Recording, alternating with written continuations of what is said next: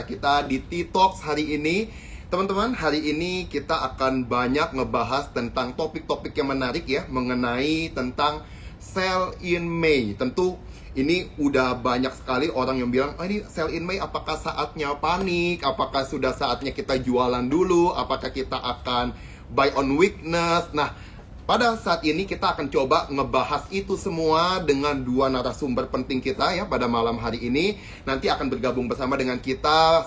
Salah satunya adalah Ko Wilson, salah satu technical analyst dari Support Sekuritas yang teman-teman biasanya ngobrol di grup Cuan Troopers ya. Buat yang udah jadi nasabah biasanya konsultasinya sama Ko Wilson. Nah, Ko Wilson pasti sekarang udah standby. Bentar lagi kita akan invite teman-teman ya. Nanti juga akan bersama dengan kita mungkin muka yang baru, fresh ya, kalau lihat fotonya di IG Sukor. Ini ganteng juga ya. Jadi kita memang bertiga hari ini udah rencanain dari 2 minggu lalu ingin ketemu teman-teman semua pada malam hari ini. So teman-teman, buat semua juga yang masih berpuasa ya, semangat, tinggal bentar lagi kita akan mencapai lebaran. Semoga teman-teman semuanya sukses sampai pada hari lebaran, semua puasanya lancar, sehat selalu buat teman-teman semuanya ya, sukses selalu buat teman-teman. Baik, malam hari ini teman-teman ya, kita akan coba, nanti akan coba mulai, kita mau invite ya beberapa teman-teman kita. Sebelumnya teman-teman, kita udah lihat IHSG ya. Sekarang kan kita kalau lihat IHSG tadi siang itu minus 0,7%, jadi di 5928. Teman-teman boleh chat ke saya, kasih tahu saya saham mana yang teman-teman pegang ya. Coba pegang sekarang ya. Kita coba lihat dulu saham apa yang paling bikin teman-teman cuan dalam minggu ini, dan yang mana yang paling bikin turun, yang bikin marketnya merah. Nah, teman-teman boleh coba di chat dulu. Kita lihat nih saham-saham apa aja. Boleh, silakan teman-teman. MNC apa nih? MNC paling apa nih? Paling menguntungkan atau? Nah, MTEK, BBRI, Bank. Kayaknya nih yang merah-merah nih kelihatannya. Nih ya. Oke, bersama dengan kita sudah bergabung teman-teman. Ini dia, ada Ko Wilson. Halo, Ko Wilson. Halo Koko Henry. Wah, sip. Sehat bro. Ini seperti biasa, rambutnya opa-opa Korea ya teman-teman ya. Nah, berikutnya di sebelah kanan kita di bawah sudah bergabung bersama kita Koko Zedekia Jo, dipanggilnya Jo saja. Halo Jo. Halo semua, salam kenal. Nah, teman-teman, ini kuliahnya di Amerika S1 S2-nya. Jadi kalau mau tanya pakai bahasa Inggris, dia bisa ya. Paling kalau ada pertanyaan bahasa Inggris, kita diam aja ke Wilson ya, biar Joe aja yang jawab. Nah, oke. Teman-teman, kita bertiga malam hari ini senang banget bisa ketemu teman-teman Cuan Troopers semuanya ya. Kembali kita ucapkan ini udah 104 yang nonton. Jadi kita ucapkan selamat datang buat teman-teman semua yang sudah bergabung bersama dengan kita pada malam hari ini. Oke, kita mau kenalan dulu dengan Koko Jo nih. Koko Jo, boleh kenalin diri dulu Ya, dong, boleh. singkatnya seperti apa? Silakan Koko Jo. Ya, di Sukor nih semuanya dipanggilnya Koko ya. Jadi Kojo juga. Ya, oke. Jadi buat teman-teman yang mungkin baru kenalan juga gitu ya. Ini bisa dibilang live perdana juga gitu. Aku di sini bagian dari edukator juga gitu. Jadi aku Ko Wilson sama Ko Henry ini kita bisa dibilang satu tim gitu. Dan tujuan kita itu sama gitu ya, untuk memberikan edukasi untuk Cuan Troopers dan buat semua orang yang nonton semua konten yang kita berikan di YouTube, di live, dan dimanapun gitu. Oke. Sip. Jadi itu pengenalan dari Kojo. Jadi Kojo ini juga nanti akan sering muncul di depan teman-teman untuk kasih edukasi buat teman-teman Cuan Troopers semuanya. Nah, malam hari ini juga ya kita kena Jo ini bintang baru ya di dalam acara kita hari ini. Ko Wilson ya, tanpa mengurangi rasa hormat nih ke Ko Wilson, kita tanya-tanya dulu ke Jo ya. Kita kenalan dulu. Kalau Ko Wilson kita kan udah bosan ya. Dari kemarin Ko Wilson terus udah bosan ya. Oke, kita bahas dulu sama Jo. Jo, ceritain dikit dong ke teman-teman Cuan Troopers pengalaman bisa invest di saham dan style investasi kamu itu kayak gimana sih? Oke. Jadi kalau misalnya pengalaman investasi aku itu mungkin bisa dibilang sama seperti banyak orang gitu ya. Jadi tapi overall gitu ya, menurut aku pengalaman investasi aku di saham itu bisa dibilang tergolong menarik gitu ya. Jadi kayak hidup lah ya, ada naik turunnya gitu, ada senangnya gitu kan, ada sedihnya. Jadi kayak naik roller coaster gitu kan. Mungkin pas di awal aku mulai berinvestasi nih aku nih belum terlalu banyak knowledge gitu kan tentang investasi gitu. Sama pertanyaannya kalau misalnya aku ketemu orang yang baru mau belajar saham gitu ya, atau istilahnya nasabah-nasabah baru gitu kan dari Sukor yang nanya, kok ini investasi caranya gimana sih? Itu aku kadang-kadang suka ngerasain hal yang sama gitu. Kita mau berinvestasi tapi nggak tahu caranya kayak gimana gitu kan. Nah, tapi yang namanya belajar itu memang bisa dibilang mengikuti waktu gitu ya, berjalan dengan seiringnya waktu. Jadi kalau misalnya aku lihat Ko Henry juga sama Ko Wilson, pasti pertama kali kita belajar saham itu we make mistake gitu kan. We make mistakes along the way kita berinvestasi gitu kan. Jadi bisa dibilang keuntungan dan kerugian itu adalah bisa dibilang bagian gitu ya, bagian penting dari berinvestasi begitu kan. Tapi karena seiringnya berjalan waktu gitu kan, kita harus tetap berkembang, belajar gitu kan, mengerti cara berinvestasi. Pengalaman aku ini menjadi lebih baik gitu kan. Contohnya sekarang jadi mengerti strategi trading yang baik itu bagaimana sih. Technical analysis itu apa sih sebenarnya gitu kan. Dulu mungkin awal-awal gitu ya, belum investasi di saham, kayaknya saham itu yang jelas hanya grafik aja gitu kan, tapi maksudnya apa nggak ngerti gitu kan. Tapi ternyata so many things gitu kan, yang bisa kita dapat dari yang namanya technical analysis gitu kan, menganalisa suatu perusahaan menggunakan teknik technical gitu kan. Nah, ada juga yang namanya fundamental begitu kan, ini juga membantu aku untuk belajar memilih perusahaan yang baik begitu kan. Nah, inilah istilahnya hal-hal yang aku pelajarin along the way yang akhirnya memberikan aku disiplin gitu ya, terus konsistensi juga untuk take profit di pemilihan saham gitu. Jadi ini sih kalau misalnya dibilang secara singkat pengalaman investasi aku itu bisa dibilang masih berjalan lah sesuai dengan iringan waktu gitu. Nah, teman-teman, jadi memang kita semua sama-sama belajar ya. Jadi Ko Wilson, saya, dan Joe, kita semua juga tetap tiap hari selalu belajar hal baru karena memang market dinamis. Kalau kita nggak mau belajar ya akan ketinggalan. Nggak ada ilmu yang bisa kita pakai tanpa update informasi tiap hari. Jadi teman-teman, kita semua mesti tetap belajar sama-sama ya. Kita di sini saling sharing. Kami dari Support Sekuritas sangat concern buat edukasi teman-teman semua. Nanti ada Ko Wilson, ada Ko Jo, saya, nanti dan Pak Bernard dan seluruh tim dari Support Sekuritas. Kita benar-benar ingin bersama-sama dengan teman-teman Cuan Troopers, kita cuan sama-sama. Nah, teman-teman, ya pada malam hari ini ya kita akan coba ngebahas topik yang menarik yaitu tentang sell in May. Ya sebelumnya dulu ya kita akan lihat kemarin itu kan momen-momennya dapat THR. Tentu teman-teman yang udah pada kerja tentu dapat THR juga ya. Ini Ko Jo, Ko Wilson lihat mukanya hari ini ya lebih glowing ya karena mukanya udah perawatan dulu sebelum tampil. Nah teman-teman kita mau tanya dulu nih. Kalau Ko Wilson sama Ko Jo biasa THR-nya apakah banyak yang diinvest atau dipakai untuk apa? Silakan, Ko. Ko Wilson mungkin boleh duluan kali ya. Kalau aku lihat sih dia kemarin kayaknya baru ada sedikit baju-baju baru nih kalau aku lihat sih.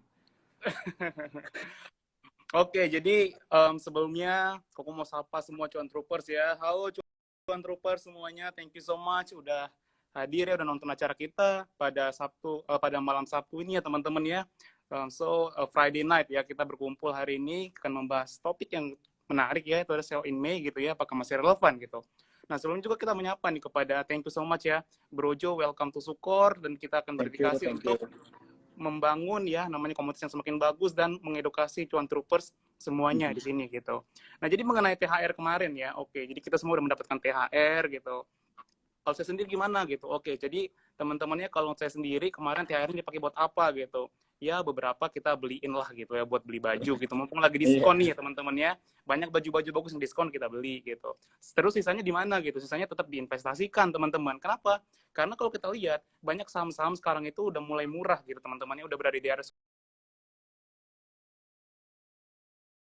supportnya, dan itu bagus banget untuk kita menambah muatan gitu ya, untuk mendapatkan harga yang terbaik waktu saat market koreksi seperti itu. Nanti karena kita, apalagi buat teman-teman yang invest untuk di long term seperti itu, kalau kita belinya di support, maka kita bisa keep-nya lebih lama gitu dibandingkan beli di resisten gitu ya. Misalnya kayak kemarin, aduh kok nyangkut nih di Antam, beli di berapa? Di 3.200 gitu ya, itu tinggi banget ya teman-teman ya.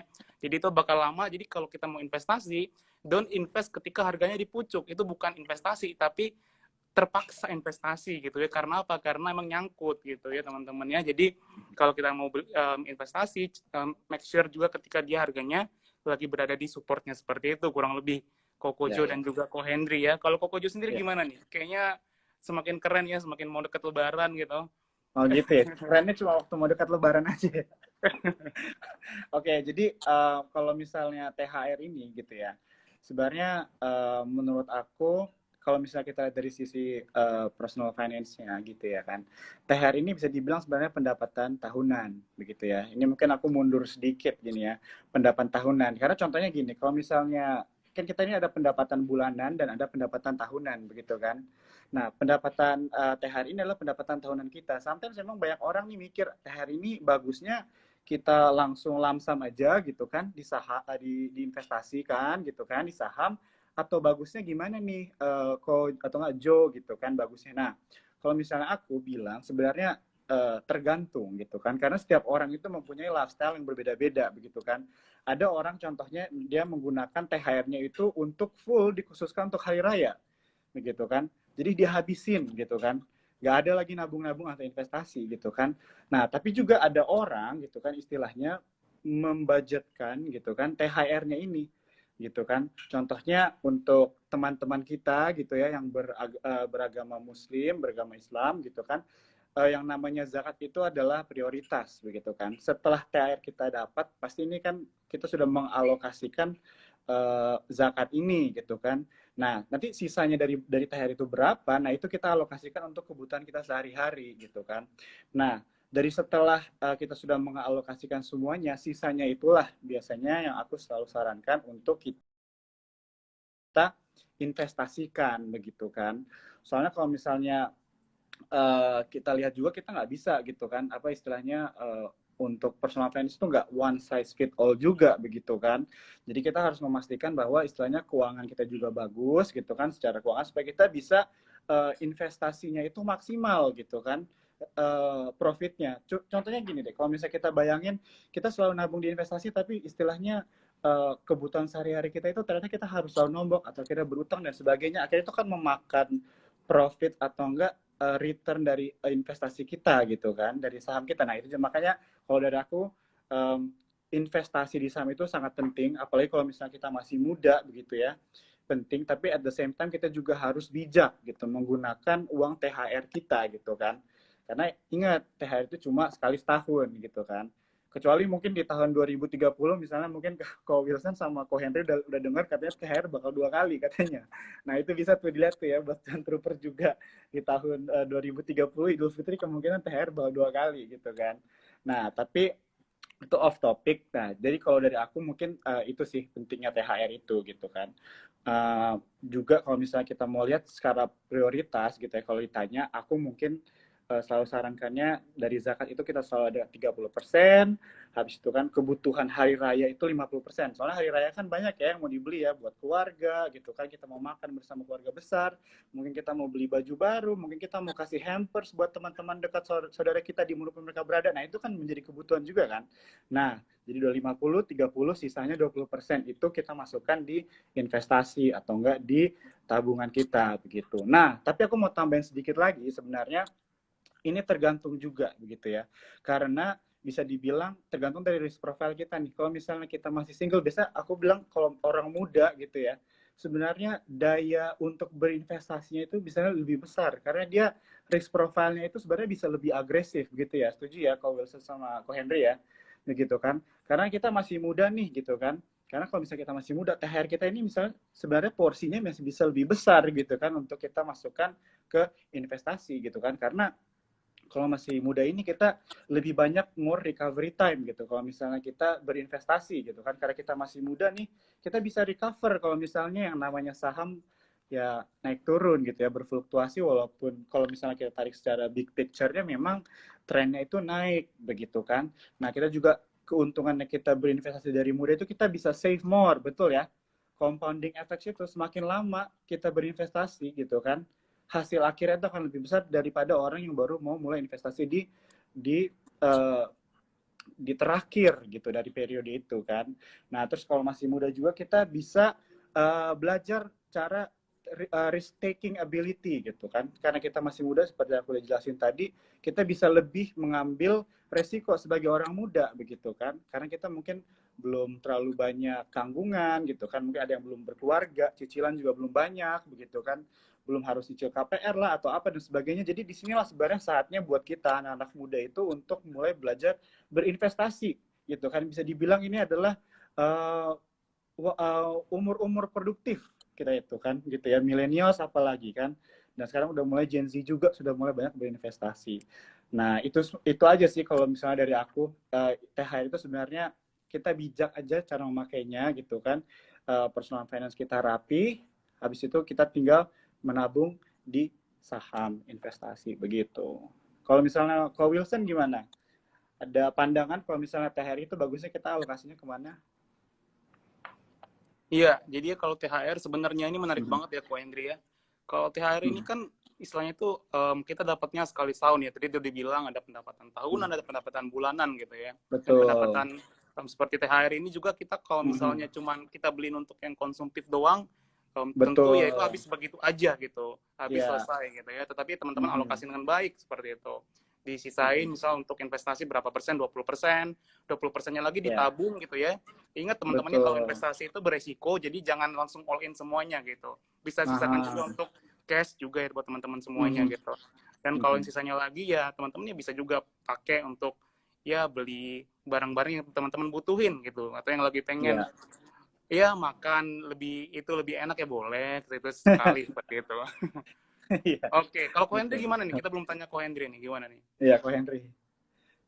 Tadi nih banyak banget yang komen Ko Wilson, katanya ada yang bilang saya belum nggak dapet THR katanya. Nah ini kayaknya perlu cari Ko Wilson ya. Ko Wilson kayak THR-nya belum habis tuh ya, boleh minta sama Ko Wilson.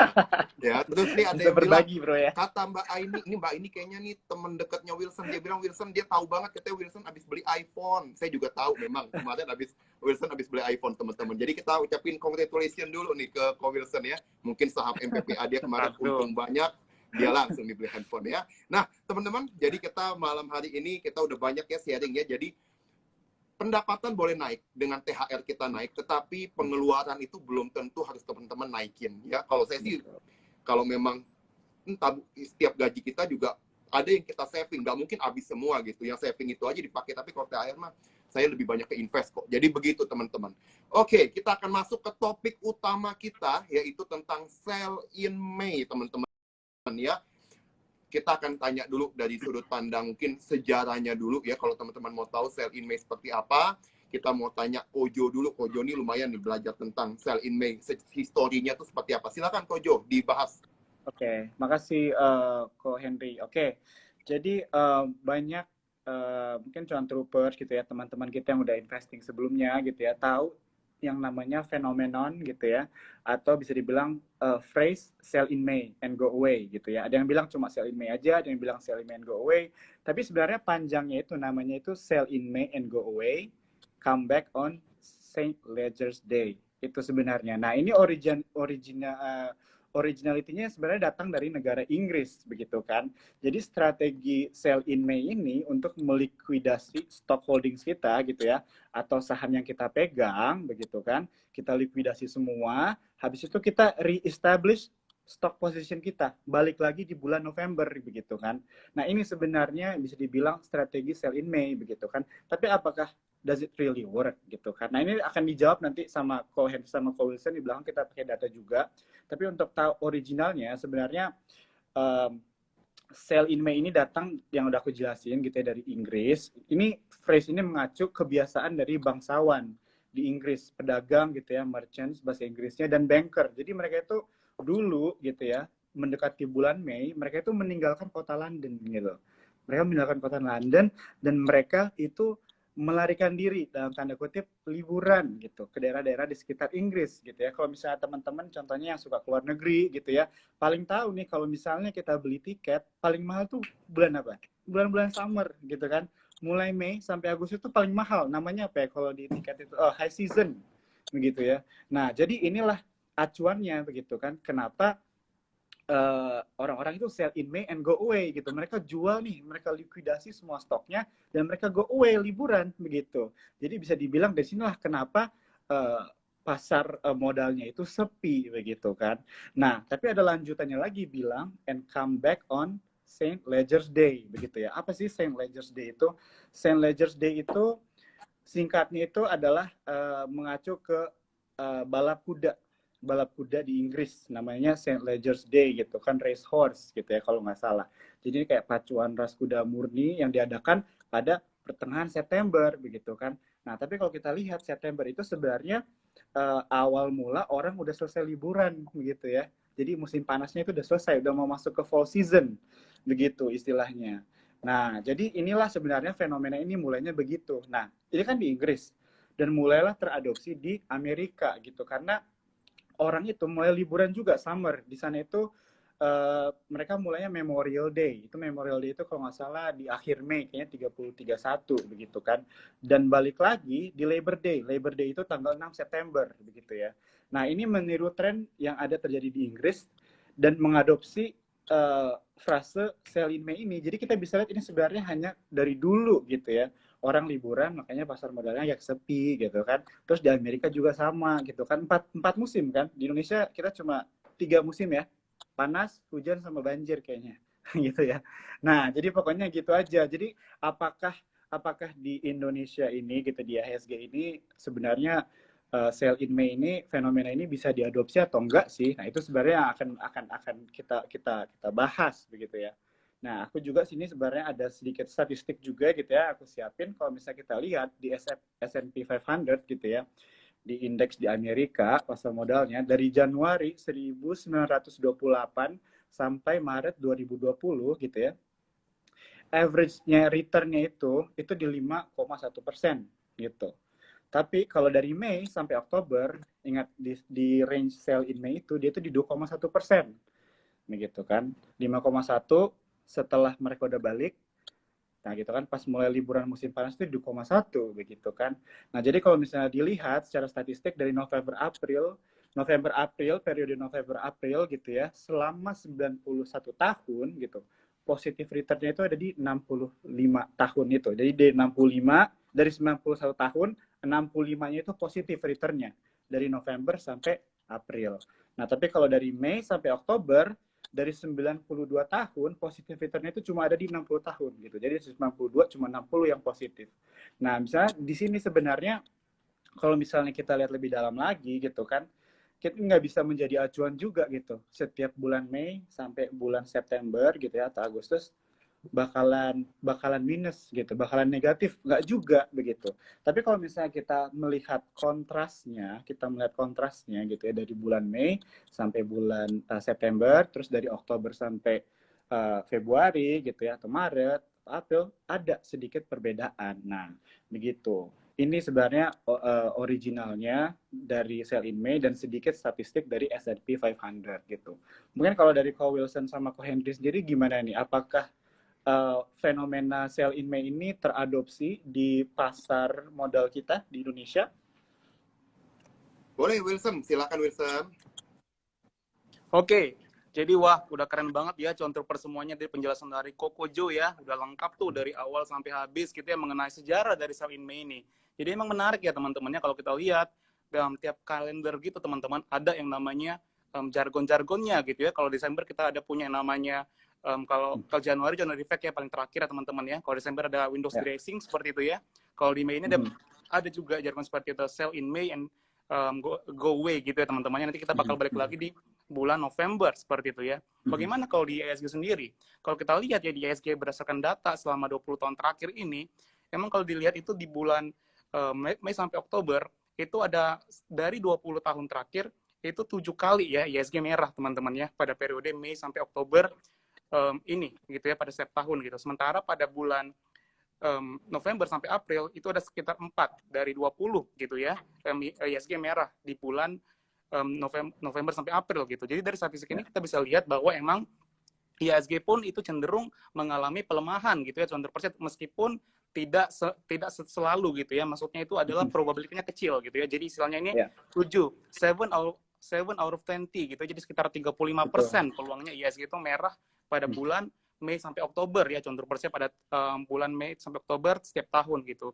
Jadi apakah kita harus takut? Apakah kita harus menjual stok kita pada setiap bulan Mei dan juga kita masuk lagi nanti di November? Nah sebenarnya sayang ya, controversinya sayang. Kenapa? Karena kita itu udah sekarang di fase recovery seperti itu IHSG ya, dari kita semenjak dari corona seperti itu tahun lalu. Kalau kita ingat itu ya bulan-bulan Maret seperti ini gitu ya, udah mulai recover dari sempat kejatuhan sampai ke 5.000-an bawah ya teman-temannya kemarin itu. Kalau IHSG kita sambil buat lihat chartnya ya dari IHSG sendiri itu. Oke, nah sempat kemarin sampai ke 3.900 ya teman-teman ya, itu di bulan Maret ya, gitu ya, kita dari 6.000-an sampai ke 3.900 di bulan Maret 2020 dan mulai recover pada awal-awal dari April gitu ya, contoh persia. Nah, jadi kalau kita lihat di sini itu fase recovery ini udah semakin terlihat juga dari data fundamental. Nanti Ko Hendry bisa jelasin ya. Kalau kita lihat di IHSG ya, ini sekarang hari ini IHSG itu ditutup melemah sebesar minus 0,702% gitu. Banyak yang panik juga, ini kok gimana ya, apa emang sell in May terjadi gitu ya, kelihatannya emang udah ada tanda-tanda gitu, karena hari ini minus 0,702% gitu. Sementara kalau kita lihat bursa regional menghijau nih teman-teman ya, kalau dari STI, dari KLSI gitu ya, nanti mungkin Ko Hendry bisa jelasin dari fundamentalnya, mungkin fundamental Indonesia di kuartal pertama itu masih kontraksi seperti itu ya, dibandingkan dengan ekonomi luar yang sudah menguat seperti itu ya, udah positif gitu. Bahkan di China mereka sekitar udah belasan persen seperti itu ya, Ko Hendry ya. Jadi kalau kita lihat secara technical ini IHSG pada hari ini ditutup di harga 5928 gitu ya, dengan support di level 5927 gitu. Jadi sebenarnya IHSG ini ditutup pas banget di supportnya gitu, Ko Hendry ya. Pas banget di supportnya, dengan support yang kuat itu adalah di level 5.883 seperti itu. Jadi kemarin itu kita udah pemprediksikan itu adalah ada pola inverse and shoulder seperti itu ya di chart IHSG yang daily gitu. Tetapi ini kalau dilihat pada hari ini tuh supportnya udah jebol gitu teman-temannya, support yang dari inverse and shoulder-nya seperti itu. Nah sekarang ini adalah pola terakhir ini yang bisa kita amati adalah pola yang namanya ini minor triple bottom sebenarnya teman-temannya. Jadi ada dia membentuk 3 bottom seperti itu ya di IHSG ya, hari ini minus 0,7 gitu.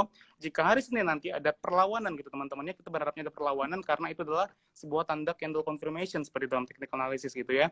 Kita akan ini bagusnya IHSG itu hari Senin bisa membentuk candle hammer atau seperti spinning top gitu ya, tanda perlawanan candle hijau, maka kita ada peluang untuk rebound gitu dan tidak tembus ke level support 5883 seperti itu. Jadi buat teman-teman semuanya ini banyak banget ya saham-saham yang menarik seperti itu, karena kalau kita lihat juga seperti di perbankan misal ya, kayak kemarin itu BBCA juga sempat sampai ke di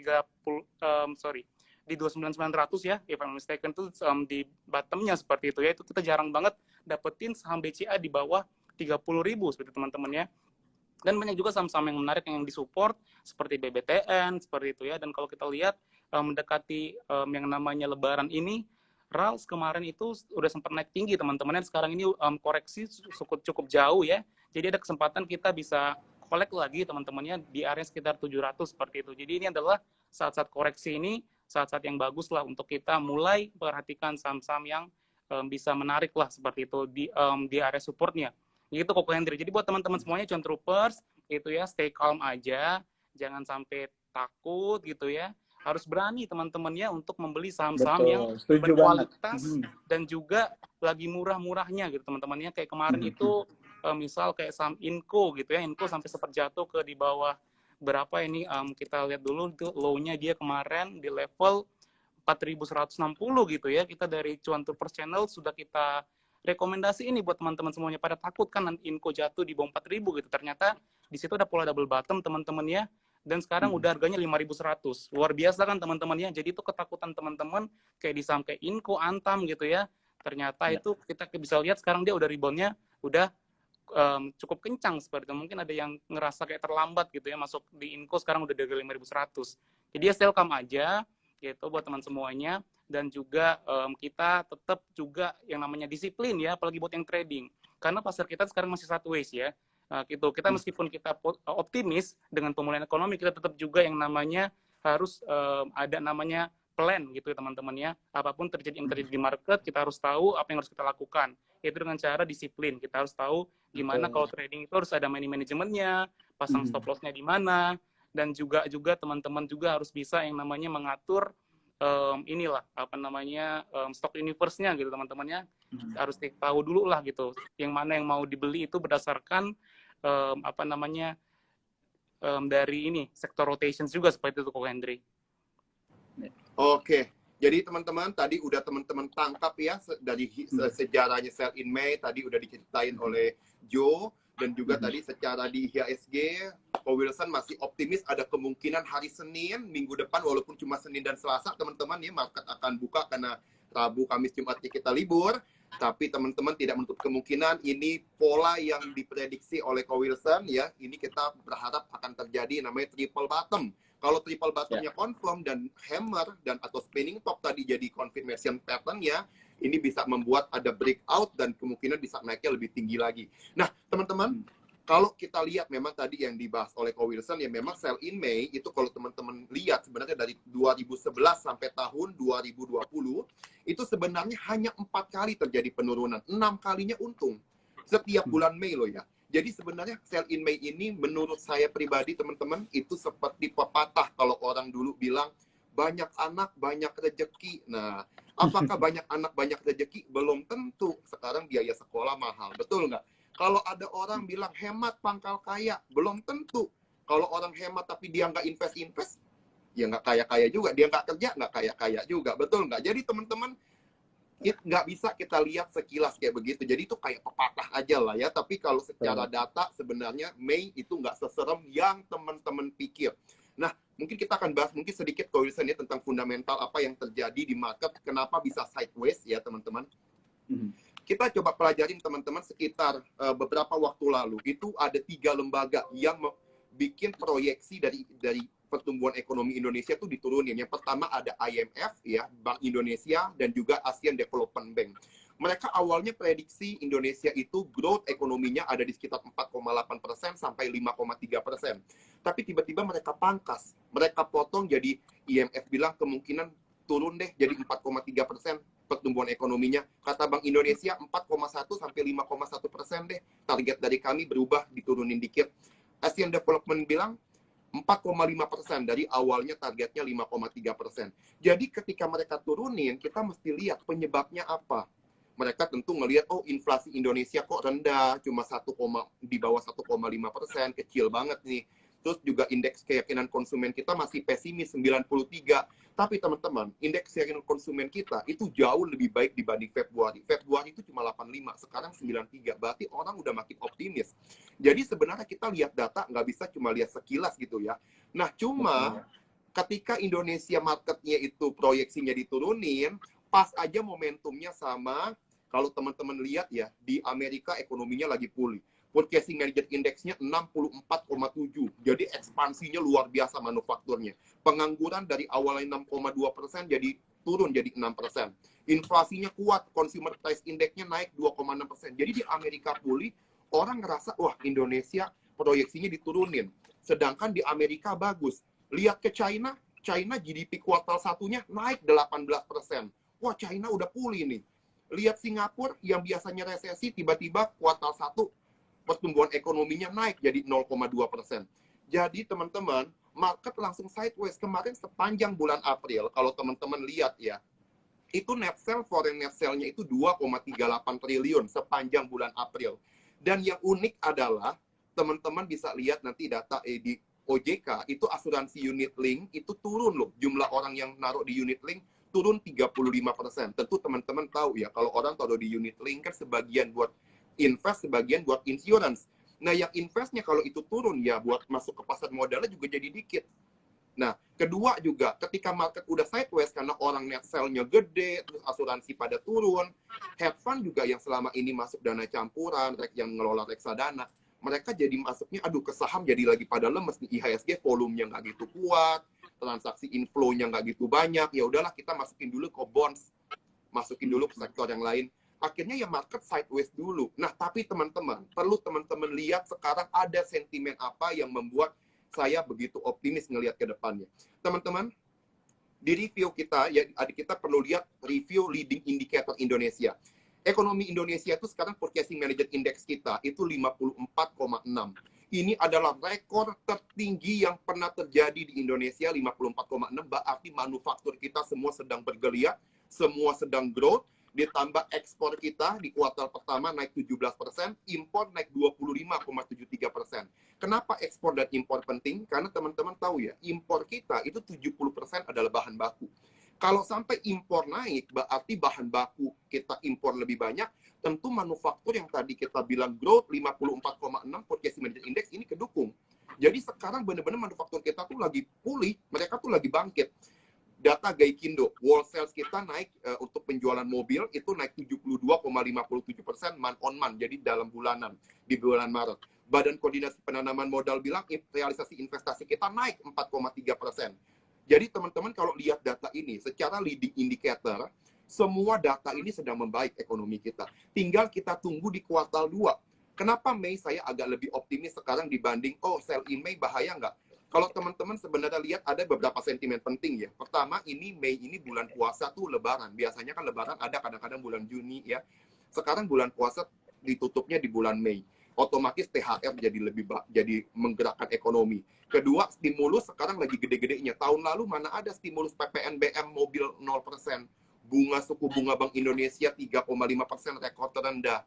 Pajak jadi 0%, DP boleh 0%. Properti pemerintah kasih stimulus yang di bawah 2 miliar.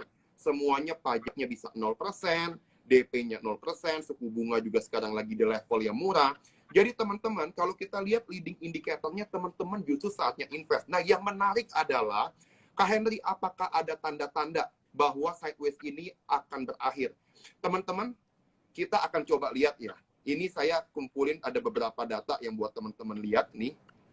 Pertama, teman-teman, tunggu sebentar ya. Ada beberapa data bisa teman-teman lihat. Sekarang dolar kalau teman-teman lihat itu kursnya udah 14.300. Kalau teman-teman lihat 14.300, ini mungkin teman-teman bayangin minggu lalu baru 14.500 tiba-tiba menguat. Ada apa kalau menguat? Berarti banyak investor asing masuk ke Indonesia. Mereka beli rupiah, akhirnya rupiah kita menguat. Memang pemerintah ada nerbitin bonds juga ya. Tapi memang investor asingnya kelihatan dari mana? Pertama, sepanjang minggu ini teman-teman boleh lihat secara foreign net buy itu naik 1 triliun. Bonds kita minggu lalu di hari Senin itu masih 6,5%. Sekarang di sekitar 6,42%. Jadi sekarang bonds-nya diborong, sahamnya juga net buy. Teman-teman boleh lihat yang paling banyak dibeli sama asing sekarang apa? Tebik, terus ada Bank BRI, yang blue chip udah mulai dimasukin. Dan teman-teman sekarang lagi dapetin BRI lagi 4.000. Bank Mandiri di bawah 6.000. Wah, udah enak deh kalau teman-teman lihat data-data tadi. Sebenarnya ini data-datanya udah jauh, tekanan jualnya udah jauh lebih rendah. Jadi teman-teman mulai sekarang udah mulai mestinya nyicil-nyicil masuk tuh udah bisa ya teman-teman ya. Karena data-data tadi itu sudah bagus semua. Nah, teman-teman, jadi itu sekilas ya tentang fundamental apa yang terjadi di market kita. Kenapa market kita kok sideways. Tinggal kita tunggu di kuartal 2 dengan stimulus pemerintah lagi gede-gedenya dan data-data tadi semuanya makin bagus. Saya yakin di kuartal 2 kita udah plus kok. Ya, jadi teman-teman, numpung beritanya belum keluar, silakan teman-teman cari saham-saham yang bagus. Nanti kita akan bahas juga sektor mana yang menarik bersama dengan Ko Wilson dan Ko Jo ya. Teman-teman, kita akan coba nanya Ko Wilson lagi. Ko Wilson ngelihat ada sektor yang menarik nggak di mata Ko Wilson sekarang? Oke. Thank you ya Ko Henry, tadi penjelasannya wow, keren banget ya teman-temannya. Kalau kita lihat leading indicatorsnya tadi, banyak banget tadi PMI ya, rekor tertinggi Indonesia ya. Dalam 10 tahun terakhir, bahkan di US lebih tinggi lagi ya, ini Ko Henry ya, sekitar 60-an gitu ya di US ya. Dan juga kalau kita lihat banyak juga dari pertumbuhan ekonomi kita di kuartal kedua ini diharapkan ya, diproyeksikan gitu naik sekitar 6-7% ya teman-teman ya gitu. Jadi ya di kuartal kedua kita masih kita lebih optimis gitu, meskipun di kuartal satu kita masih kontraksi seperti itu ya Hendria, dari indikator-indikator ekonomi yang ada seperti itu. Nah, juga ini kalau dari katalis-katalis positif tadi teman-teman ya, ada beberapa nih sektor yang menarik gitu untuk kita perhatikan. Itu apa aja? Di sini yang pertama retail ya teman-teman ya, masih di sektor retail. Itu adalah di sektor retail kita ada saham Rals nih teman-teman ya. Kemarin memang udah sempat naik tinggi, terus dibawa turun lagi gitu ya. Banyak banget cuan troopers yang ngambil di harga tinggi gitu, diambil di 900, sekarang di bawah udah hampir 720 kalau nggak salah tuh harganya sekarang ya. Jadi ini kita bisa masuk lagi ya teman-teman, ini sekitar di harga 700 gitu ya, itu ada support kuatnya di situ untuk Rals gitu ya. Karena orang-orang masih tetap sentimennya mau lebaran gitu ya, kalau kita lihat teman-teman bisa lah buat dikoleksi lagi. Dan mall-mall juga udah buka seperti nggak seperti kemarin ya waktu PKPM itu sampai jam 7 malam, sekarang udah bisa beroperasi sampai jam 9 malam seperti itu. Dan kalau kita lihat selain sektor retail gitu ya, Rals, ada juga sektor banking ya teman-teman ya. Di sektor banking ini menarik ya, secara fundamental dan teknikal juga ada saham BBTN gitu. Di saham BBTN ini kalau kita lihat dia udah berada di support kuatnya teman-teman ya, di area sekitar 1.600.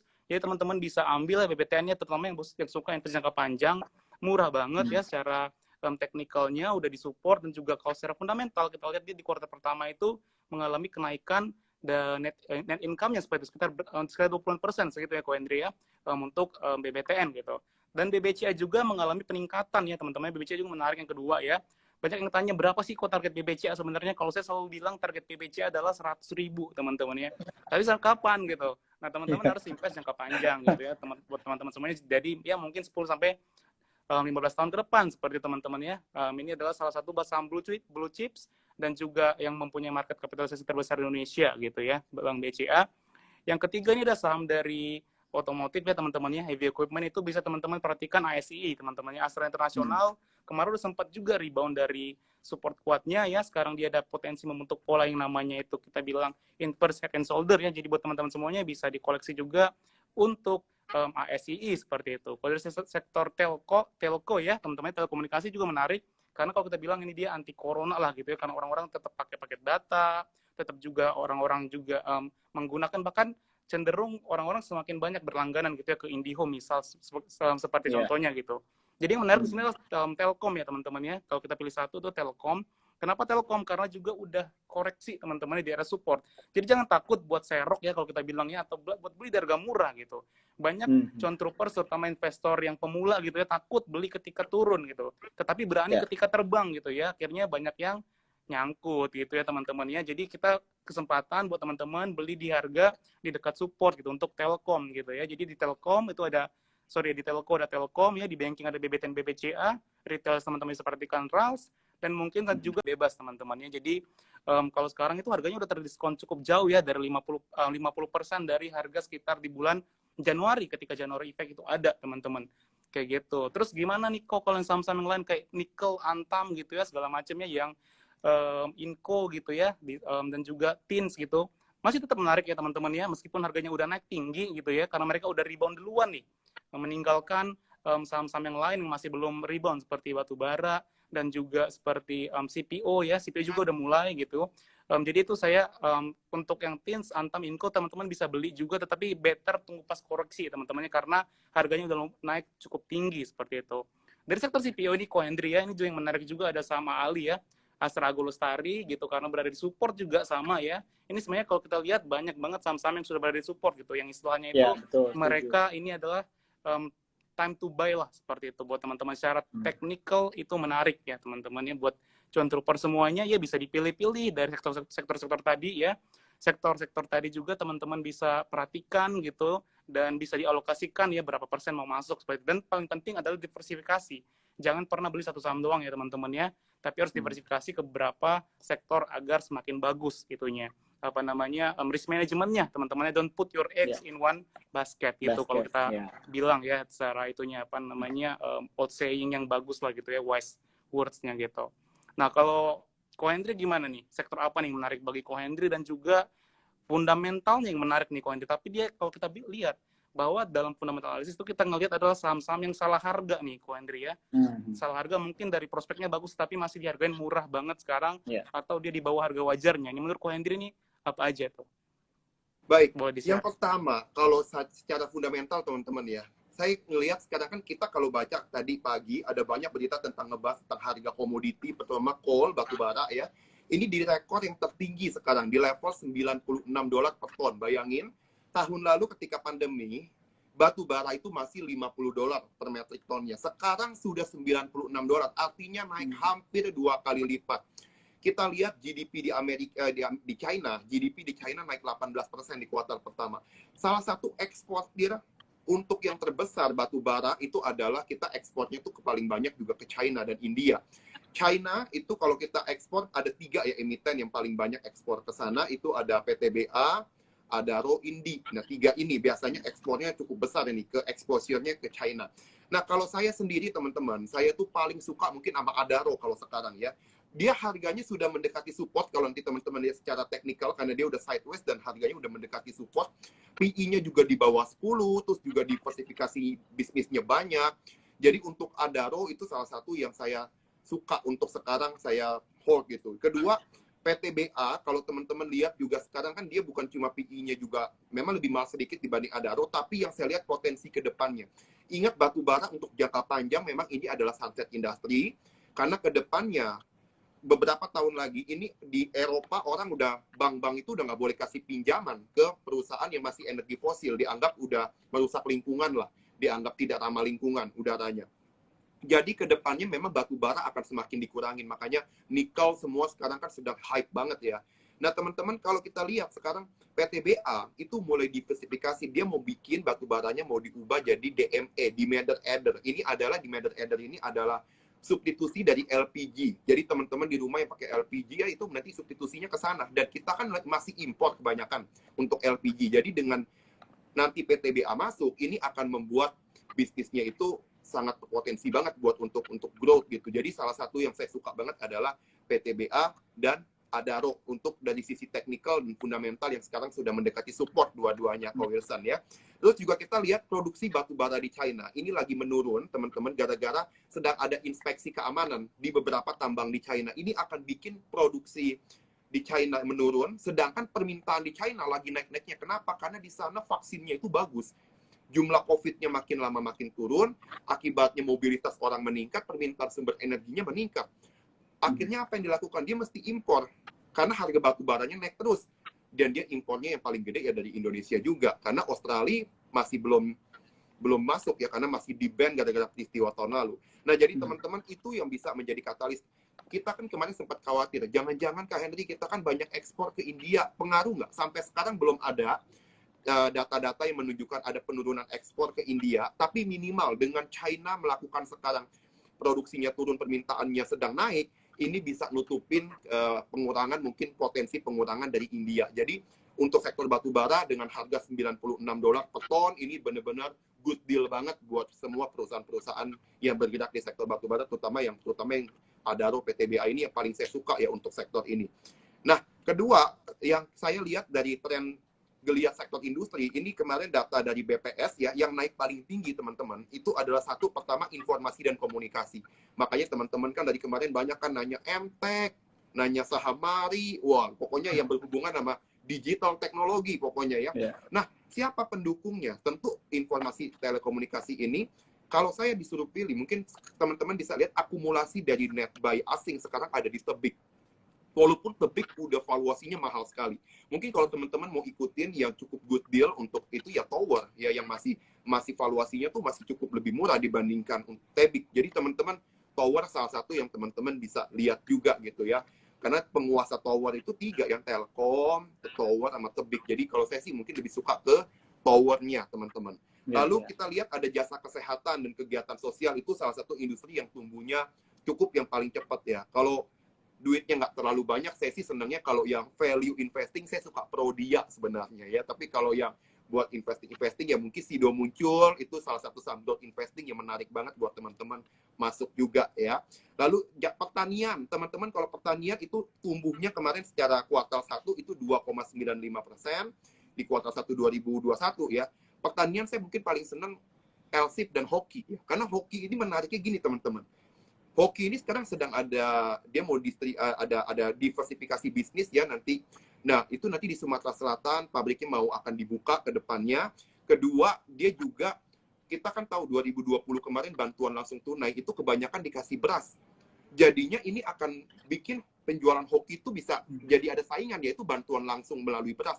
Tapi tahun ini kan bantuan langsung kebanyakan dalam bentuk tunai. Ini sangat berpotensi untuk bisa masuk, karena dia tunai, bisa masuknya nanti buat masuk ke penjualan hoki. Jadi salah satu sektor yang saya suka banget ini hoki. Dan dia target tahun ini penjualan bisa naik ke 15%. Jadi ini menarik banget buat hoki ya. Kalau dia bisa pulih aja bahkan ke tahun 2019 itu udah PI-nya tuh udah cukup rendah di bawah 10. Jadi teman-teman hoki itu salah satu yang saya suka juga untuk sektor pertanian yang sekarang apalagi didukung dengan pertumbuhan industrinya ya. Lalu ada real estate. Kalau real estate saya paling suka BSDE teman-teman.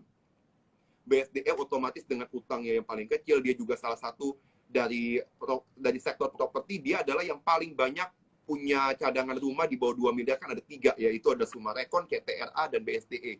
Cuma saya paling suka dengan BSDE, teman-teman, karena balance sheet-nya kuat, dia juga tahun ini, teman-teman, kita kalau belajar tentang properti, ini BSDE itu udah 38% kenaikannya, marketing sales-nya di kuartal 1, ya udah 2,5 triliun penjualan marketing sales-nya.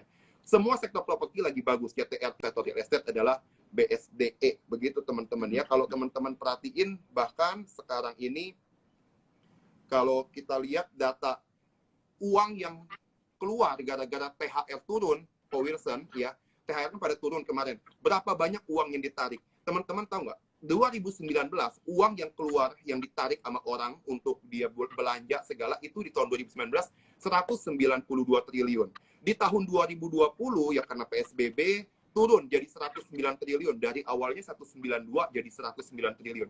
Di 2021 sampai sekarang itu diprediksi akan naik ke 152 triliun. Nah, uang ini kalau nanti dibelanjain masuk kemana? Ada 3 yang paling diuntungin. Pertama, fashion. Ya tentu tadi udah dibahas sedikit sama Ko Wilson, Rals, MAPI itu salah satu yang kita suka ya. Itu fashion masuk. Rumah tangga, kalau rumah tangga mungkin yang fundamentalnya bagus, yang jarang-jarang orang sebut, bisa Ultra Jaya, bisa masuk ke Ades, ya teman-teman bisa lihat itu saham-saham yang sebenarnya fundamentalnya bagus sekali. Lalu kalau yang ketiga adalah makanan ya. Nah makanan juga sama kayak tadi yang rumah tangga juga, tadi udah banyak kita bahas. Jadi secara sektor, lumayan banyak nih yang cukup murah teman-teman ya. Terutama ingat kalau Purchasing Manager Index naik, manufaktur bergeliat, tentu pembiayaan akan naik juga. Dan yang paling enak kita lihat ya perbankan-perbankan kita. Kalau saya kalau sekarang perbankan saya disuruh pilih, saya paling suka Bank Mandiri ya, karena PBV-nya juga dibanding 10 tahun dia masih di bawah rata-rata. Kalau BRI sama BCA udah di atas rata-rata 10 tahun ya. Kenapa saya nggak pakai PI ya? Karena earning kan masih turun gara-gara dampak pandemi. Tapi kalau kita lihat PBV-nya ini udah cukup murah juga ya untuk sementara. Jadi teman-teman, Bank Mandiri dan BBTN ini salah satu saham yang saya suka untuk sektor perbankan di tahun ini yang saya jagoin. Itu teman-teman kalau dari sisi sudut pandang saya. Kalau teman-teman mau ya pelajarin lebih dalam. Ini bukan rekomendasi buy atau sell. Ya ini benar-benar cuma pendapat saya, pendapat Ko Wilson, pendapat Kojo secara pribadi mengenai apa yang kita analisa buat teman-teman semua. Ya. Nah, ini ada yang bilang Aces. Nah, Aces juga lumayan bagus ya. Cuma Aces itu saya lihatnya lebih ke Chatime ya. Karena Chatime itu kan punya Ice Hardware. Dan Chatime ini penjualannya luar biasa di mall-mall. Jadi ya Ice Hardware ini bagus ya. Karena memang Chatime-nya ini luar biasa. Jadi saya suka banget makanya. Saya juga senang makanya minum apa tadi? Chatime ya, Chatime. Nah, gitu teman-teman ya. Nah, kita akan bahas lagi mungkin ya waktunya tinggal dikit nih teman-teman ya. Ini pesan-pesan aja buat teman-teman. Mungkin dari Ko Wilson, dari Kojo ya. Nanti bisa kasih tahu dong tipsnya kalau ketika market sideways kayak begini, apa sih yang mesti dilakukan, mindsetnya harus seperti apa. Silakan Ko Wilson dulu deh. Oke, jadi buat cuan trooper semuanya ya, tipsnya gimana sih kalau di pasar sideways ya teman-temannya. Ingat, meskipun pasar sideways teman-temannya bukan berarti nggak ada opportunity teman-temannya. Masih ada. Opportunity masih ada ya. Di market bearish pun kita masih bisa trading teman-temannya. Akan tetapi emang lebih sulit ketika kita trading ketika marketnya bearish ataupun sideways gitu ya. Kalau kita ingat dulu tahun lalu itu ketika rebound gitu ya, ISG ketika recovery-nya kenceng banget, super bullish kemarin ya. Itu beli apapun untung teman-temannya gampang banget, terutama yang angkatan corona pasti nganggap aduh main saham gampang banget ya. Gue beli langsung naik, gue beli masuk naik ya. Itu persis banget sama kayak ketika beli kripto teman-temannya. Jadi fase yang lagi di kripto alamin ini pas banget kayak ISG kemarin tahun lalu gitu. Sekarang ISG sekarang lagi dalam fase yang namanya sideways teman-teman, dan emang itu kita harus lebih cepat aja gitu. Kalau mau trading kita langsung beli, buy on support gitu ya, terus pas di resistennya kita jual gitu. Kenapa? Karena biasanya di resistennya dia gagal breakout teman-temannya, ada beberapa saham gagal breakout akhirnya turun lagi seperti itu. Jadi lebih cepat mainnya untuk kalau mau trading. Kalau yang buat investasi gitu bisa dikoleksi pelan-pelan teman-temannya, kayak kita beli lagi, di supportnya lagi, beli lagi. Ini ada yang nanya nih, Unilever apa kabarnya nih gitu ya, mungkin masih banyak yang nyangkut gitu ya di Unilever. Sekarang Unilever harganya harus di bawah 6.000, kalau nggak salah sekitar 5.500 gitu ya. Ini investasi di Unilever memang harus benar-benar tabah ya teman-teman ya. Kenapa? Karena sabar ya. Iya, lagi downtrend banget teman-teman. Tapi kalau kita lihat secara teknikal ya, udah mulai menarik teman-teman. Kenapa? Karena udah berada di supportnya, yaitu supportnya Unilever ini di sekitar 5.500 ya. Jadi ini buat teman-teman semuanya yang masih pegang gitu ya, bisa di average down gitu, yang masih nyangkut di harga 6.000-an ya, di sekitar 5.400-nya dari supportnya ya gitu ya. Targetnya kalau secara teknikal ini dia masih ada potensi teman-temannya ke daerah 7.000 sampai 8.000 teman-temannya. Kalau untuk kita invest yang agak jangka panjang juga bahkan dia bisa lebih dari situ teman-temannya. Jadi yang pegang Unilever, HMSP gitu, consumer goods yang masih belum jalan, GGRM gitu ya, emang cobaannya emang berat banget teman-teman ya, berat banget gitu. Banyak yang kayak aduh gimana dilepas atau enggak gitu ya. Kalau trading ingat, kalau jebol support buang teman-teman. Tapi kalau misalnya pengen invest, jebol support, tunggu di support berikutnya, beli lagi, average down. Terutama saham-sahamnya itu yang saham-saham yang bagus ya teman-teman, yang earningnya bagus, positif seperti itu, ada pertumbuhannya seperti kalau kita lihat Unilever masih oke kok, kalau secara fundamental masih oke gitu ya. HMSP, GGRM mereka nggak turun-turun terlalu banyak banget lah gitu, secara fundamental masih oke lah kayak gitu ya. Nah terus juga mungkin lagi kita jawab pertanyaan ini dulu, Ko Hendry ya, pertanyaan dari contoh ini ada beberapa. Oke, Weton, ada yang nanya Weton ya. Kalau Weton juga ini sama ya teman-temannya, konstruksi juga ini udah murah di daerah support, bisa dikoleksi ya buat teman-temannya. Jadi kalau yang mau nanya ya bisa langsung diketik aja ya, kita ada sekitar 3 menit nih gitu, sekitar 3 menit. Itu tadi Mbak Ai juga nanya Rals, tadi Rals bisa dikoleksi di harga 700 ya. Oke. Nah, jadi untuk yang megang tadi saham consumer gitu, nggak apa-apa, itu diversifikasi aja teman-temannya. Jadi pegang saham consumer dan juga saham yang lainnya, tetap jangan all in. Misalnya kayak aduh cinta mati sama Pepsodent gitu, jadi pengennya Unilever aja kayak gitu. Enggak, teman-temannya harus diversifikasi itu. Iya. Nah kalau Doit juga Untar ya, Untar juga termasuk yang udah kalau dilihat ini secara teknikalnya murah ya. Dia itu ada pola double bottom ya teman-temannya buat Untar gitu. Jadi bisa dikoleksi dengan supportnya itu di level harga 20.900 seperti itu. Nah kalau buat Excel ya, nih kita boleh bahas cepet ya. Kalau buat Excel juga nih ada pola-pola falling wedge teman-temannya kemarin, dan sekarang lagi sideways dan membentuk pola double bottom teman-teman. Jadi bisa dikoleksi dengan supportnya di 2.000 ya untuk si Excel ini gitu. Jadi tipis banget gitu. Nah Akra ya, Akra ini yang saya suka juga teman-teman, tadi lupa di mentions, karena Akra ini dia secara fundamental bagus, hari ini memang minus 3,9 gitu ya. Jadi dia mau bikin base baru setelah tembus dari breakout dari level supportnya ya. Maksudnya setelah dia tertanda resistennya, dan sekarang dia bikin base baru supportnya. Dengan support sekarang Akra itu ada di level 3.220 gitu ya. Jadi deket banget supportnya, teman-teman bisa koleksi, terutama yang suka jangka panjang gitu ya. Oke. Nah, itu dari saya buat teman-temannya. Kita 1 menit lagi nih. Untuk nanti mungkin ke Kokojo ya. Kokojo gimana nih kok? Oke. Nanti ini banyak yang nanya nih ya. Nanti kita ada sesi lagi selanjutnya teman-teman John Troopers buat teknikalnya MNCN, Serial Wood gitu ya. Nanti kita akan bahas di lain waktu ya. Oke. Ya, oke. Kalau dari aku mungkin udah dijelasin banyak ya sama Ko Wilson tentang gimana cara kita trading gitu ya saat sideways trend gitu. Kalau dari aku mungkin cepatnya aja juga mau ngingatin buat teman-teman kita Cuan Troopers itu untuk memastikan kalau misalnya market sideways itu is wide enough gitu ya, cukup luas untuk kita set risk reward ratio kita itu 2:1 gitu ya. Jadi untuk memastikan kalau misalnya setiap contohnya 50.000 yang kemungkinannya bisa risiko hilang gitu, tapi kita memastikan juga 2 kali lipat kita bisa mendapatkan profit dari situ. Nah ini juga menjadi pertimbangan buat kita saat kita trading di sideways market. Mungkin dari aku itu aja dulu ya, Ko Henry sama Ko Wilson.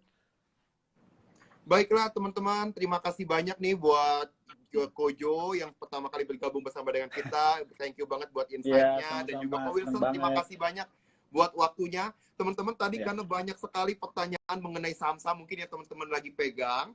Teman-teman boleh tanyain nanti hari Senin ya di Daily Update Support Sekuritas bersama dengan Pak Bernard. Nanti Pak Bernard akan live IG jam 8:30 pagi sampai jam 9. Silakan nanti teman-teman boleh tanya juga setiap hari. Pokoknya setiap market buka, sebelum market buka jam 8:30 sampai jam 9 pagi, kita akan kasih insight-insight buat teman-teman. Teman-teman boleh tanya kayak begini ya, saham-saham yang teman-teman pegang. Nanti kita akan kasih advice baik secara fundamental maupun technical. Dan juga ada sentimen-sentimen apa yang sekarang menggerakkan saham tersebut. Itu aja mungkin teman-teman. Ini sudah 21:31.